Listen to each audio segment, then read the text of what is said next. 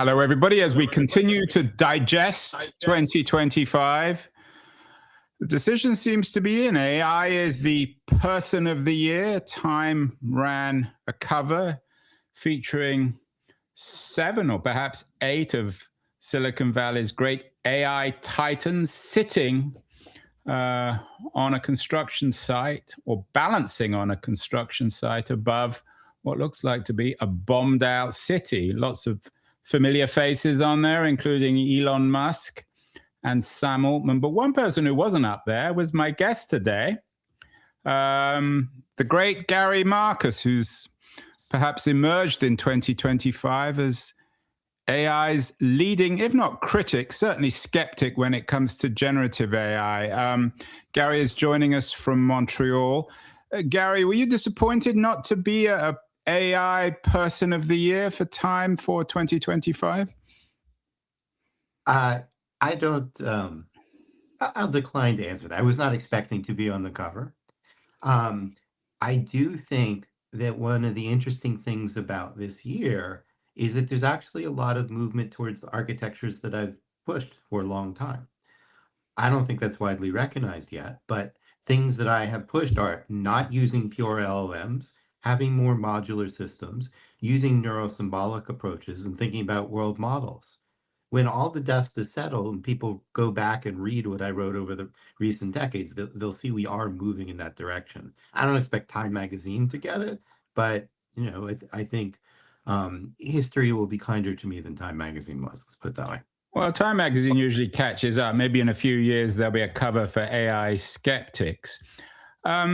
I want to ask you about... It's not about my skepticism. It's about the positive agenda that I've been pushing for a long time. Go back and reread the article that I wrote in 2020 called The Next Decade in AI.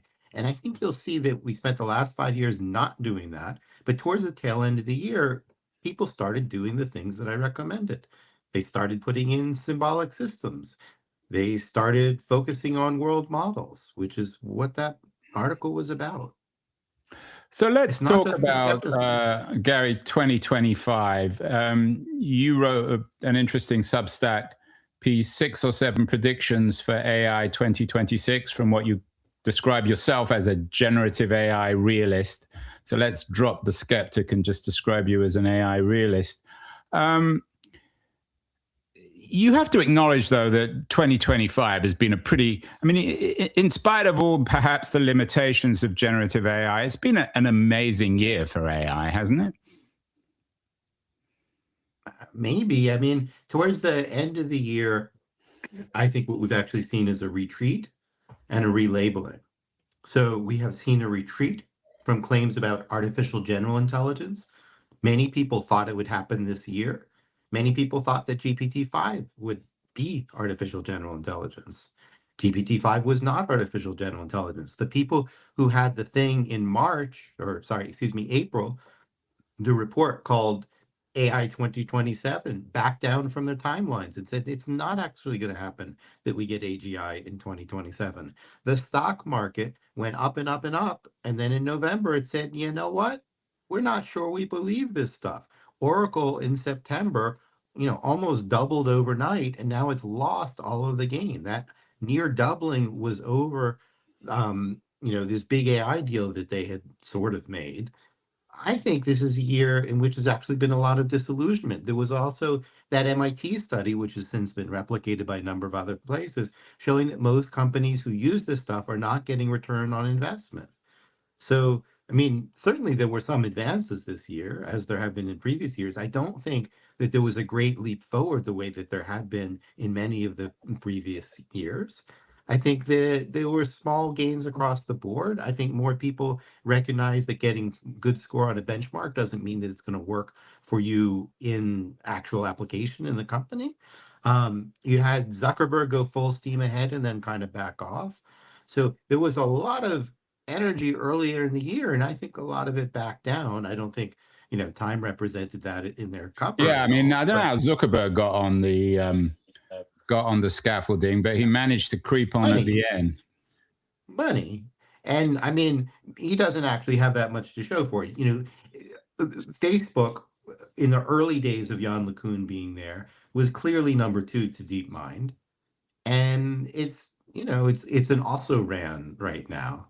There's Zuckerberg spent all this money, a lot of salaries, but at least so far he doesn't have anything in particular to show for it. Llama 4 was another one of the disappointments of this year. People also thought it would be amazing, and then yeah, it was kind of on a par with a bunch of other models, and it was disappointing. A lot of the reviews were bad. Certainly, I don't think Meta had a particularly good year in AI. It had an expensive year in AI. They spent whatever it was, $30 billion. To put it mildly, yeah. I think we need a better word than expensive. I don't want to knock everybody off the girder there. That seems kind of dangerous. Yeah, well, the two guys who seem very comfortable on there, I don't want to talk about Musk, he's boring, but the Jensen Huang of NVIDIA is right in the middle of it. He seems very comfortable up there. He had a good year, didn't he? Jensen had a great year. So NVIDIA is a very well-run company, has been for a long time. Their product is great. They only have one problem, which is the insane acceleration that they have depends on people continuing to buy their chips indefinitely in large quantities. And all of these studies showing a lack of productivity, and all of these reports showing, for example, that OpenAI is losing $3 billion a month or something on that order of magnitude, are not so good for him. So as long as there's demand, he will do very well. But I think if you look at what happened to his stock price, it hit a wall in around middle of July. I think it hit 180, and it has wiggled since then, but it is in fact the same place it was in July 6 months later. And that's because people have started to raise some questions about demand, about whether these chips really make back the money that people are spending on them, whether there really is the long-term demand. A lot of the initial demand was people got really excited because they thought that artificial general intelligence was imminent. There's a guy from Sequoia, I'm blanking on his name, who recently said the only thing that justifies the sort of trillions of dollars that we have cumulatively valued these companies at is if AGI is forthcoming.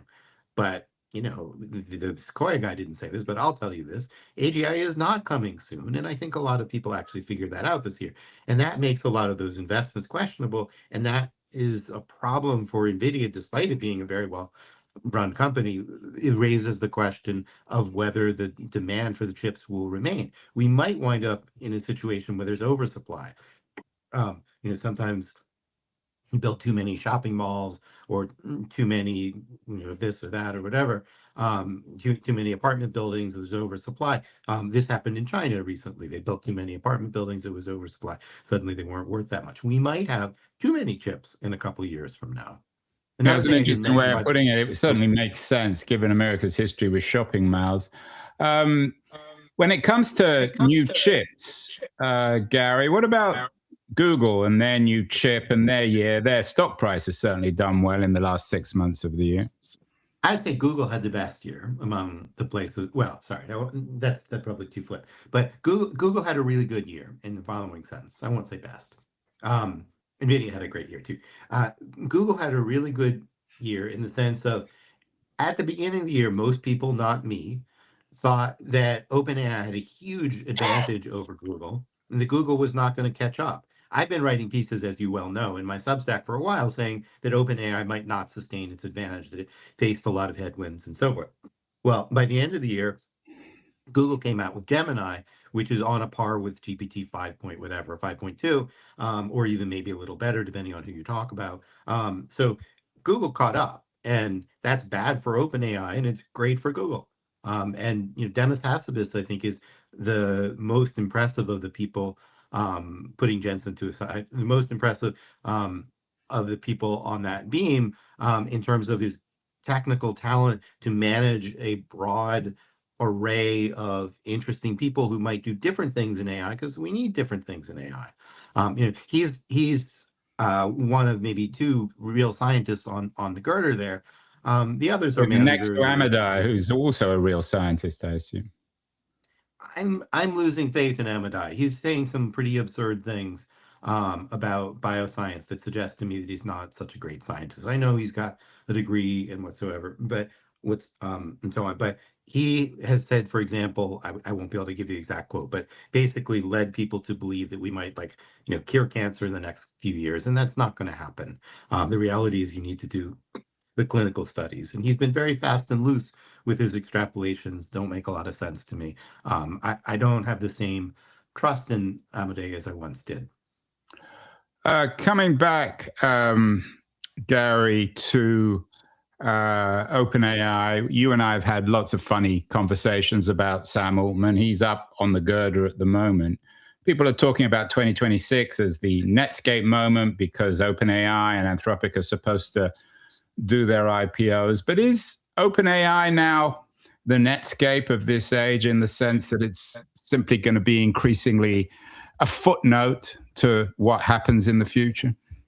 Well, what I said a couple of years ago, and I stand by, is that they might be the WeWork of the AI era, which is not an entirely different metaphor. The reason I thought of WeWork is it was, briefly valued at a lot, and then eventually its valuation plummeted. I think OpenAI is in real trouble. And there's real trouble for a number of reasons. One is that a lot of talent has left. Two is that Google has caught up. Three is that they don't have the same resources as Google, and what they're doing is very expensive. One of the most interesting interviews of the year was when Brad Gerstner asked Sam Altman, "Hey, you've got, whatever it is, $10 billion in revenue, and you've made $1.4 trillion. How do you square that circle?" And Gerstner is an investor in the company and was kind of laid it out in a softball way. He could have made it worse and said, "And also you're losing $3 billion a month. This makes no sense." But he didn't say that. He gave a soft version of it. And Altman kind of flipped out on him and said, "Well, if you want to sell your stock, you can," and didn't actually give an answer. And that was the turning point, I think, in many people's minds. Like, can Sam actually pull this off? He doesn't seem to actually have a plan to make the economics work. So my guess is either they get absorbed by Microsoft or they have a rough road to hoe here.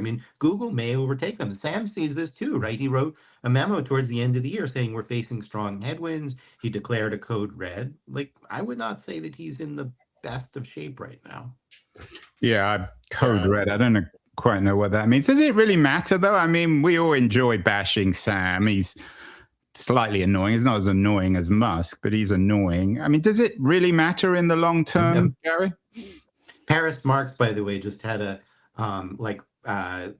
event of 64, like a Final Four kind of scorecard thing for who was the worst person in tech, and who won? In the quarterfinals. When I saw it, it wasn't yet finished, but you could check his LinkedIn page. So sorry, what was your question? Does it matter? From a long-term AI tech point of view, does it really matter? If OpenAI goes out of business, is that what you're asking? If it is indeed, I've talked about it as the Netscape. You said it's the WeWork, which suggests a degree of, if not dishonesty, certainly dodginess. Yes and no. So yeah, and Sam's dodginess has become clearer and clearer. There was a video on YouTube now about Sam Altman con man that was doing very well. We could or could not go into that, but so here's your question as I understand it. If OpenAI takes a big hit, they don't have to go out of business, but WeWork didn't go out of business, but they took a big hit. What happens? Well, two things happen. One is Google takes their place. So LLMs are a commodity. There might be other kinds of AI, but OpenAI has never shown any particular talent in the other forms of AI the way that I think DeepMind has. And so if LLMs fade and they're a commodity, everybody can do them. They do them cheaply. There's not much profit to be made. OpenAI goes under. Other people will take their place. Google will just fill in the gap. Maybe Microsoft will, etc. So the world doesn't need to bail out OpenAI. If they go out of business, then so be it. Other people will take their place. But there is a psychological cost, right? Which is OpenAI has been, let's say, the poster child for generative AI. And they have kind of lifted all boats to some degree. And if they do take a hit, other boats are going to decline. So, for example, if OpenAI couldn't make the round that they're talking about making now, a $750 billion round, if they didn't raise that funding, people would start to get nervous, and that would probably hit NVIDIA's stock price, for example. And you might start to see dominoes kind of fall around that, CoreWeave, et cetera. And it could affect the broader market. There's a question of how much all of these companies are leveraged, whether banks would have problems with liquidity and so forth. So on a technical side, everything that OpenAI is doing could easily be replaced by other competitors. On a psychological side, like, would there be like a bank run kind of phenomena? Maybe. You're a realist when it comes to LLMs. You've been an open critic, and I think you've been proved right in some ways. There was an Axios headline which suggested that you said, and correct me if you didn't say this, that LLMs are a dress rehearsal for AGI. Does that mean, Gary, that you believe in this idea of AGI? I've always thought of it as a bit of a straw man, as something that people just invent to make one point or another. Is this really such a thing as AGI? Well, not yet, for sure. We'll start with that. It's a complicated set of questions. So does AGI exist now? No. The only, quote, general intelligence we really know is human intelligence, which is not perfect, but is fairly general. That is an existence proof that you could build some form, possibly flawed, general intelligence like us. I don't see any principled reason why machines should not be able to do that eventually. I see a lot of principled reasons why LLMs can't do that, but that's a different question. I don't see anything that stops us from discovery. Now, at the same time, it is true that many people have used it in vague ways. I think there are actually somewhat precise ways of talking about it, but lots of people have used it as vague ways to pump their stocks and so forth. So, many people use the term for different things. They use it in different ways. There was a reasonably nice paper by Dan Hendricks, Yoshua Bengio, and I was an author on it recently, trying to give a definition of AGI that fits reasonably well with things that I've given before and that the people who coined the term gave before, which is Shane Legg, Peter Voss, and Ben Goertzel. So there is a core definition, which is making machines as resourceful and flexible as humans. And I don't see any principled reason why we won't get there. I don't think we're there now. But if you're talking 100 years from now, sure, I'm pretty confident we'll get there in 100 years. If you're talking 1,000 years, unless we blow ourselves up, which is possible, I think we will get there. Will we get there in 10 years? A small chance. Well, we're not going to get there in 2026, are we? That's you come out with 6 or 7 predictions, and your first is we won't get to AGI in 2026, but we'll be closer. How much closer? I don't know that we'll necessarily be closer. I think we will.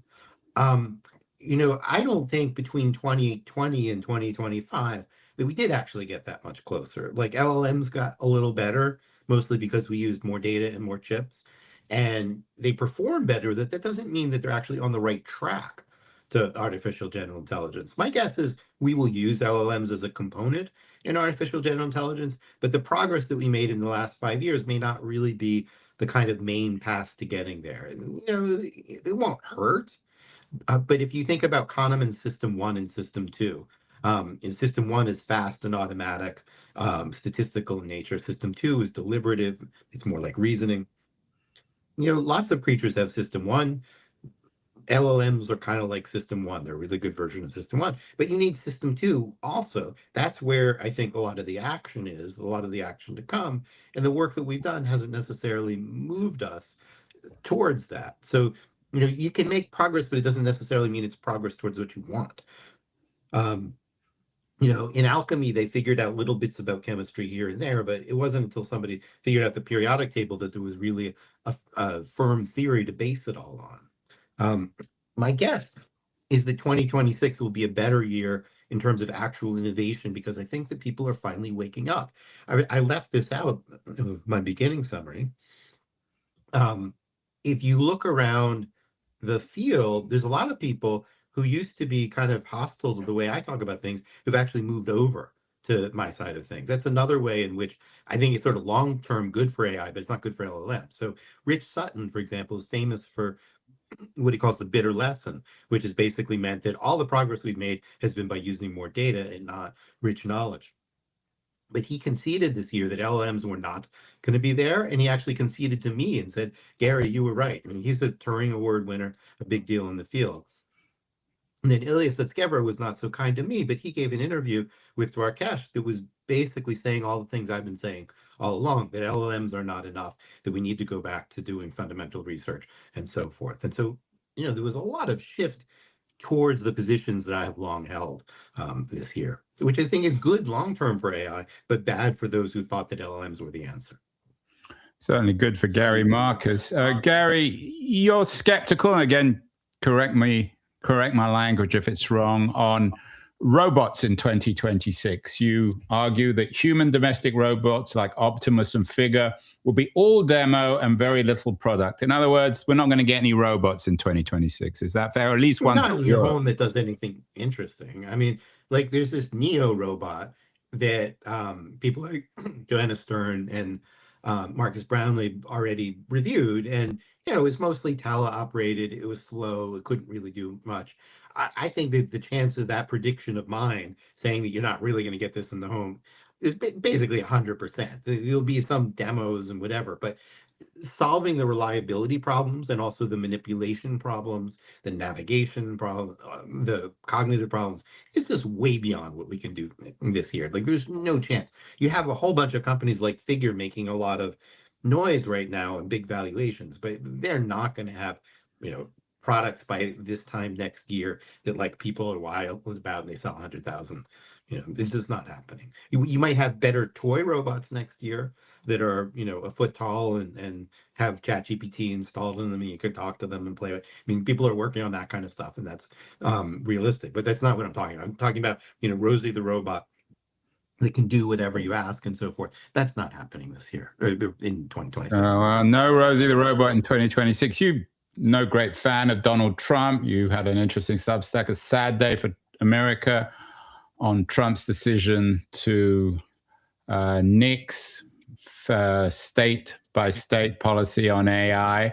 You also note that there aren't going to be any winners internationally. No country will take a decisive lead in the race. I mean, there are only two people in this race, aren't there, Gary? China and the US? Yeah, I mean, you put in a sentence that wasn't quite mine. So let me put it in my own words. China and the US are going to remain in front of other people in LLMs, just to be clear. In that sense, they're both winners. But what we will not have is one of those wildly overtaking the other. It's going to be more like Coke and Pepsi, right?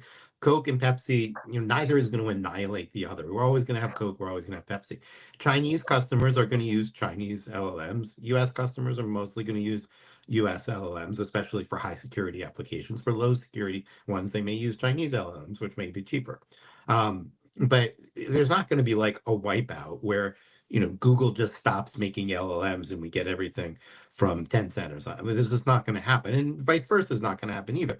China's not going to say, to hell with it, we're all going to use Google. Like those are not actual scenarios. Like a lot of people in Silicon Valley like to sell this notion, oh, China's going to win. We have to do X or Y. This is not actually going to happen that way. I think your fourth prediction, Gary, is the most interesting, particularly given your work. This suggestion that work on new approaches like world models and neurosymbolic will escalate in contrast to LLMs. Explain how that will manifest itself. I mean, in 2026, it's mostly going to be research and announcements of companies. So you already have Fei-Fei Li and Yann LeCun are saying they're working on world models. And they're on the board. Fei-Fei's on that in that image, isn't she? I think that's 2/3 of her on the right, if I'm not mistaken. Yeah. So more people will talk about doing world models. I don't think a good solution is at hand. I think it's a very difficult problem, and I think it's one of these problems where once you have the basic idea, you still have a lot of work to do. So, like, I'm not sure we will see in 2026 a world model that, a world model based AI, and we could talk about what that actually means, suddenly displaces all LLMs. It's not gonna happen that fast, but we are going to see more people trying to do that. And already we've seen Fei-Fei Li and Yann LeCun and etc. We could go in a little deeper about what all that means. The same thing with neurosymbolic AI. Already, in fact, companies, although they don't like to admit it, partly because they don't like me, are in fact using neurosymbolic AI. So they are taking inside their neural networks things like code interpreter, their classic symbolic AI. What is neurosymbolic AI? It's finding an integration between neural networks like LLMs and symbolic systems. And that's what they're doing now. A couple of years ago, it was all LLMs all the time, and they didn't have any symbolic systems. And I kept saying, you need to have symbolic systems. I gave a lot of arguments for that, going back to the year 2001, earlier even. Well, they haven't said it publicly, but that's what they're doing now. So and you that is noted that already of all the figures on the beam, Demis Hassabis is the smartest. What are Google going to be doing in terms of these new systems in 2026? They're already working on both very actively. So they have a very large effort on world models. One approach that they've taken is the systems that try to create video games from looking at a few frames and stuff like that. It's a very interesting line of work. It's not, as far as I know, integrated into Gemini yet, but I'm sure that they are working on that. And they've been doing neurosymbolic models for years. There's some elements of that in AlphaFold. These other systems like AlphaProof, Alpha Geometry, AlphaEvolve are very explicitly neurosymbolic systems. So they've very actively been pursuing this.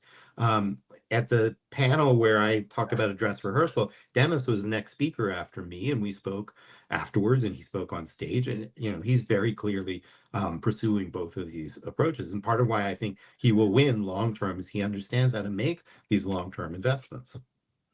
Your sixth prediction is actually kind of retrospective. You seem to be suggesting that 2026 will be the post-bubble year. Is that fair? Ish. So I think it could go two different ways, but they're related. So one is people might, by the end of 2026, say, that was the bubble, and everything might collapse sort of during 26, and they might move on to other things, or maybe that's what happens in 2026. Is that it's not really post bubble; it's bubble collapsing year. So it's either bubble collapsing. I sort of have to mix my metaphors. Either it's just the bubble collapsing, or we get back up on our feet and try some new stuff, and probably a bit of both. And you mentioned Oracle. Are they the clown in this story? Before we get to that, you didn't quite capture what that last prediction was about. It was really about, well, there was a seventh prediction too, but the numbered predictions, it wasn't really about the bubble, it was about backlash. That last prediction. Yeah, I want to get to backlash, the politics, but I just wanted to talk about the fifth prediction. Oracle, I wrote a piece in September 11th called Peak Bubble. And I said, on the day in which Oracle jumped up, I said, this doesn't make any sense. And people are going to look back at that and say, this was the peak of the bubble. I didn't mean, and I tried to be careful about it, that was the highest that any stock would go, although it turned out that for Oracle it was. What I meant is that people would, in hindsight, when they tell the story of what happened in the mid-2020s, they're going to look at that and they're going to say, that was the most crazy, insane thing, that stock went up to $300 from $200 or whatever it was overnight because Oracle made a hypothetical deal, or not hypothetical, but a not entirely binding deal with OpenAI, drove prices up insanely. And in fact, what happened is Oracle dropped to about 200 or 190. It's actually lower now than it was when I wrote that piece. It went straight down. That was the best stock tip I ever gave, probably. A friend of mine made a bunch of money off of it. They collapsed from them. And there is a picture, I'm trying to remember who it was. Bloomberg commissioned a picture of Larry Ellison in a bath with bubbles around him. I mean, he is already being treated by some as a clown because of these circumstances. Yeah, I mean, and he's not on the girder of time. He must have fallen off the girder. He's already on he's lots of pieces on the floor, isn't he? I mean, I think he made a deal that made sense for him. And the problem is that the stock market took it too seriously as a sign that something magical had happened to this company. I mean, I think it was rational for him to make deals. So I don't want to call him a clown here, but I think that the street for a couple days got goofy about it. It's not necessarily his fault. He did what he needed to do, but it wasn't convincing. And eventually, people figured out that. I don't think many people would be shedding a lot of tears about Larry Ellison. few days ago, Bernie Sanders announced that he wanted an AI data center moratorium. You already predicted this for 2026. Backlash to generative AI and radical deregulation will escalate. What do you think of Bernie Sanders' call for a what he calls a moratorium, whatever that means, on AI data centers? I mean, I'm not sure I would be with him on that. I think it's a complicated question. Well, it's not that complicated. Well, I think the argument that he's giving, this is the first, I somehow missed this piece of news. It seems that the argument that he's giving there is because he's worried that AI is going to accelerate too fast. I'm less worried about the kind of like AI is going to kill us all kind of thing. I do think, well, there's two things. One is I think we should talk about backlash more broadly than just the Bernie Sanders thing. I'm not worried that all these data centers are going to lead to AI killing us in the short term anyway. But I am worried that we're not spending enough research time on AI alignment. And I'm worried that we are spending too much money on LLMs, which cannot be aligned. And so like, I can see a little bit of reason to go there. I would not be inclined to put such a moratorium myself. I can see some argument for it, but I think it's part of a larger phenomenon, which is a lot of people are pushing back, A, on the lack of regulation, and B, on AI in general. Like, kids now say that's AI when somebody makes a mistake. And, a lot of grown-ups are really upset at Trump over this thing about moratorium on states. I mean, and not just the left, but people like Steve Bannon and Marsha Blackburn and Ron DeSantis are pushing back. I do think that AI policy is really going to be on the agenda in the 2026 election. That was what the prediction was about, in a way that we didn't see in 2024. In the 2024 debates, Kamala Harris mentioned AI once. I don't think Trump mentioned it at all. It's going to be a big deal in the next election. And what would you like? I mean, Newsom's already running, it seems, for president. What should be the position of progressives, Democrats, on AI? You noted in your sixth prediction that progressives and Democrats and Republicans both should think, number one, the federal government should protect the citizens. And that falls out in a bunch of different ways. One is, I think that the government has to have some oversight in the way that we do over drugs. So if you're going to roll something out to 100 million people, you need to show that it is safe. That's not even on the agenda right now, but it should be. And everybody, both parties should think that, because we've already seen lots of negative consequences of AI, ranging from, non-consensual deep fake porn to misinformation to cybercrime and so forth. We've already seen this, and we've already seen the companies try to shield themselves from liability, and we've seen the federal government's not doing anything. The way that fits in with the states' right thing is the states can see that. Even DeSantis, who's a far-right Republican, can see that, and he put his own Bill of Rights for his state, Bill of AI rights for his state, which is something that the Biden administration did too. When both sides are telling you that, it's not a liberal or progressive issue. It's a humans versus Silicon Valley issue. Finally, Gary, let's talk about Gary Marcus himself. What kind of year has 2025 been for you? Anytime I ever hear a discussion about AI, your name somehow comes up. I don't quite know how or why, but you're in the debate, you're in the conversation. You're not on the beam. You're probably lucky not to be on the beam. Have you had a good year, or are you getting sick of all this? Well, go back to the 6 predictions slide for a second, if you can. And scroll up, if you don't mind. There was 17 predictions. It might be small font, but the first half, it's too small for people to see. But I made 17 predictions for this year, and 16 of them were correct. And it was a good year. Somebody wrote a book called Gary Marcus Was Right. My name became a verb. Who wrote the book? I mean, it's a college student, but it's not well AI. It was written by AI, but the guy got the arguments right. It's actually an interesting. I mean, I only read the first chapter, but in the first chapter, he very much did get the context of how it is that I foresaw all this stuff, what's at stake, and how so many other people got it wrong. And yes, a lot of people realized this year. There were Gary Marcus apology forms circulating on the web. So, obviously I enjoyed that to some extent. I always expected to be vindicated. I didn't expect it was going to happen so soon. So, I enjoyed that part of it, sure. Do you think it's a moment to retire, Gary? Take your chips off the table. Don't fall into the Oracle trap. I did think about that writing these predictions. I was like, I can't top, and that's actually the 7th prediction. I can't top last year where we went 16 for 17.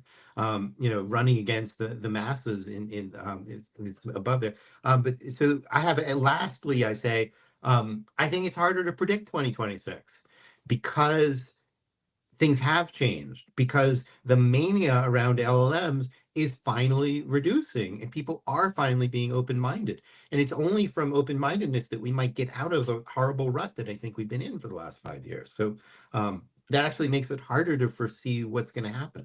Like, imagine you were in the age of alchemy, right? And you look at it and you say, this is stupid. But you don't know when people are going to start to do something better. Or another example, people thought genes were made of proteins, and they were wrong. They were wasting a lot of time trying to figure that out, trying to figure out which protein genes were made of. It was just wrong. And then Oswald Avery did this experiment to prove that it couldn't be that. Things move really quickly after people got out of an E-Day fix that was wrong, out of a rut. And I think there's a chance we get out of that rut in 2026, and that would be genuinely exciting. You'd stop seeing Gary Marcus, the generative AI skeptic, and you might see Gary Marcus saying, hey, look, this is cool stuff. We're actually starting to make some good steps. That is part of my message for 2025. This is a little bit of that. And that's the zeitgeist is shifting. I think we're a little more cheerful. Finally, Gary, you can't exactly predict the future, but 2 final questions. When you and I talk again, we'll talk, I hope, many times in 2026, but in December 2026, what do you most fear on the AI front, and what would you most like to see? What I most fear is just this complete lack of regulation, because there's so many cascading consequences of this stuff, and leaving these companies with no liability and no rules is just going to blow up in our faces, and probably in many different ways. Like, do I have one specific fear? No, it's actually, the thing about this technology is it can be used in many different ways that are dangerous. And I don't have one that's at the top of the list. Maybe disinformation disrupting elections is at the top of the list, and there's been some of that already, and we'll probably see more. But there's many different fears, and there's also different fears at different time scales, and they all come back to the fact that LLMs are not reliable and they're not regulated, and that is a bad combination. And what was the other half of your question? What you want, what you would like to see. What I would like to see is a lot more AI research on alternatives to LLMs, and some kind of serious regulatory regime that holds the companies responsible for what they do and gives some oversight. Well, there you have it, Gary. As always, an honor, pleasure. You're very generous with your time. Have a very safe and healthy and prosperous 2026, and we will talk in the not too distant future. Thank you so much.